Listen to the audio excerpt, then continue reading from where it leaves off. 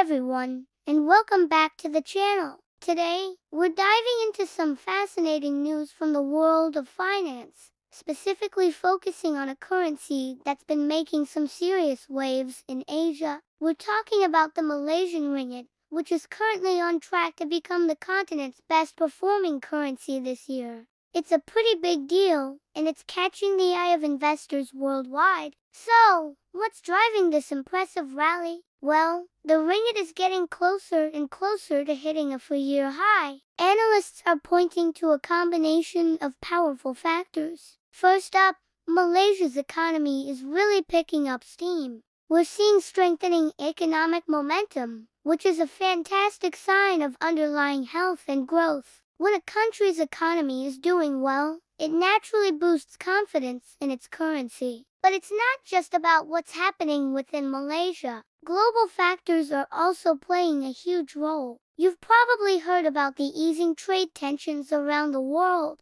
This calmer international environment is making emerging markets, like Malaysia, much more attractive to investors who are looking for stable and promising places to put their money. This has led to a significant flow of investment into Malaysian assets, especially government bonds. Think about it from an investor's perspective. You're looking for good returns with manageable risk. Right now, Malaysia is ticking a lot of the right boxes. Foreign investors have poured nearly $4 billion into Malaysian bonds just this year. That's a massive vote of confidence. And this inflow of foreign cash directly helps to strengthen the ringgit. It creates more demand for the currency, pushing its value up against others, like the US dollar. Experts from major financial institutions like BNI and Malayan banking are now forecasting that the ringgit could strengthen even further. They're talking about it potentially breaking past the 4.1 per dollar mark. If that happens, it would be the strongest the ringgit has been since May of 2021. That's a significant milestone.